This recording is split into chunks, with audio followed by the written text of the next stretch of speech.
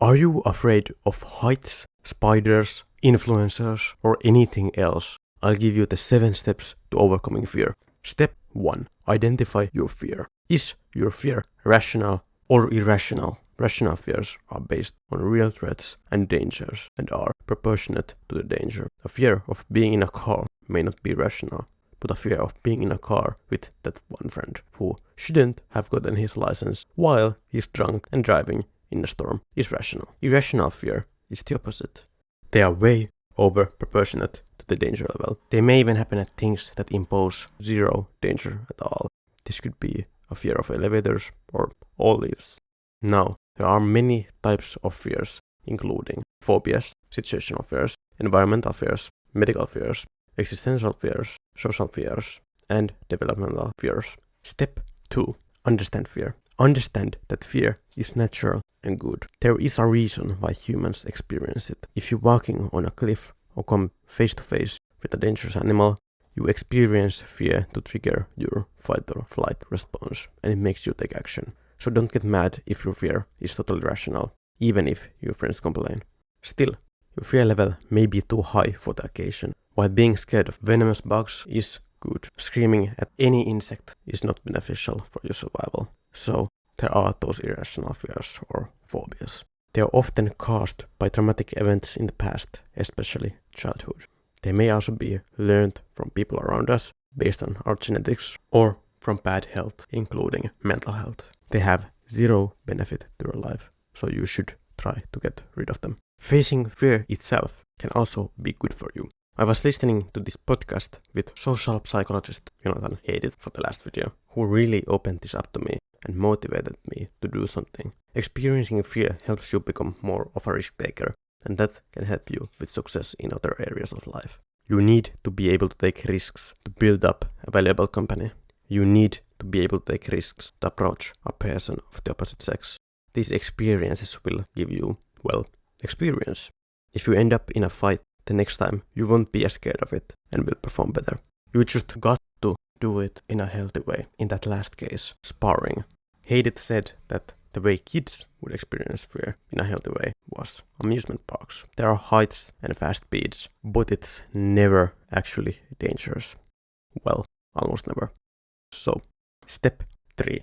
Face your fears. If you do nothing with your fear, it will remain in your subconscious, ready to be triggered. Exposure is a form of therapy for fears, and it's possibly the most important one. I personally have had many fears, and do you know how I got rid of them? By doing them. Do you know how I got rid of my fear of public speaking? Got more confident, stopped caring as much about what other people thought, and by actually doing it. Now, I still have fears, quite a lot of them. For example, heights, including the big amusement park rides. Like to the point where, when we had our 6th grade field trip back in the day to the amusement park, when I didn't want to go to any of the scary rides, my friends tried to physically pull me off the bench while I was holding for dear life. Practically, the same happened on my 9th grade field trip. Now, I've gotten quite a bit more confident and comfortable with these in the years that have passed. I was still afraid of going on some of them. But this summer, when we went to the amusement park with my family, I was ready to do something I was scared of, and I was excited to face that fear.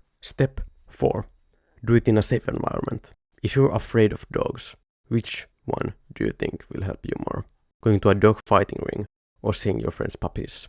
Face your fear in a safe environment. A safe environment is a healthy one. You will never have genuine danger in them, so there won't be any physical harm to you. It will be easier to face your fear. There's also a difference between active and passive activities to do your fear in. In active ones, you need to do something like climb a ladder. In a more passive one, just sit tight. A safe environment for drops and heights isn't jumping off a building, but going on that roller coaster I was too scared to go on as a child. So, I faced my fear and went on to the roller coaster. Step 5. What to do when facing it. Breathe in deeply. In and out, and try to calm yourself. The breathing should help. Don't panic. Don't think too much of it. If it's a safe environment and you just can't calm your mind down, try to think logically. How likely is the bad thing to happen What's the worst that could logically happen? Is it rational or not?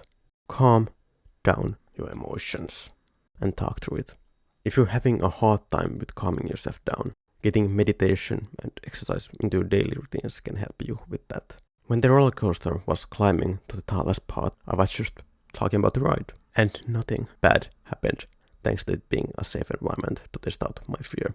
I was just smiling ear to ear after it was over and proud of not backing down.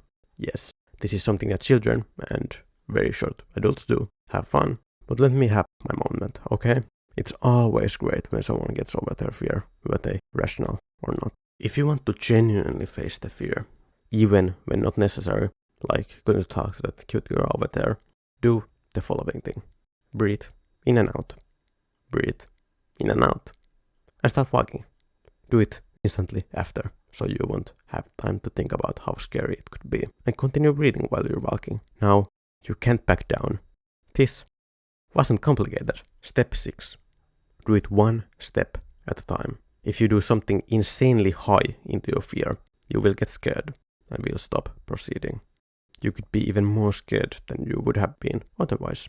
You don't want your latest memory of the thing to be overly negative. If you wanted to get over your fear of snakes, you wouldn't jump into a snake pit. If your fear is really bad, maybe start with videos or pictures of snakes. Then move on to those fake snakes. And after that, meet with a pet snake. Eventually, touch it and let it climb on you. Each step is totally safe and you will get more used to snakes. Last week, I tested my fear of heights again. I went to one of those outdoor climbing obstacle course things, you know the ones.